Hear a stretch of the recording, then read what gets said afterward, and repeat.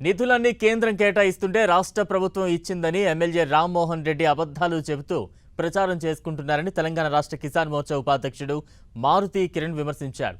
రాష్ట్రంలో ఏ పార్టీ అధికారంలో ఉన్నా వాటన్నింటినీ సమానంగా నిధులు కేటాయిస్తూ గ్రామాలు, పట్టణాల అభివృద్ధికి కృషి చేస్తోంది కేంద్ర ప్రభుత్వం, ప్రధాని నరేంద్ర మోదీ అని ఆయన చెప్పారు.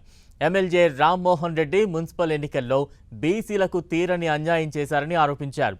ఓటమి భయంతోనే పరిగిలో సీఎం రేవంత్ సభ ఏర్పాటు చేశారన్న మారుతి కిరణ్, కేంద్రం నిధులతో అభివృద్ధి జరుగుతుంటే రాష్ట్ర నిధులని చెప్పుకోవడం ఒక్క కాంగ్రెస్ నాయకులకే చెల్లుతుందని ఎద్దేవా చేశారు.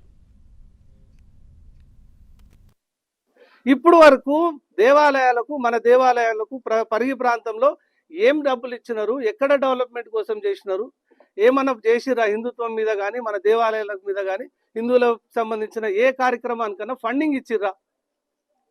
అరే ఈడు ఉన్నటువంటి మన వెంకటేశ్వర స్వామి గుడికి రోడ్ వేయలేదు ఇప్పటి వరకు. అయ్యప్ప స్వామి గుడికి ఏం చేసిన పాపాన పోలేదు. శివాలయాలు అట్లనే ఉన్నాయి. దేవుని మాన్యాలు మింగేసే ప్రోగ్రాంలు పెడతారు కానీ దేవుని గురించి ఇప్పటి వరకు కూడా ఒక్కసారి కూడా మనం ఆలోచించే పరిస్థితి లేదు. వాళ్ళు చేసిన పాపాన పోలేదు.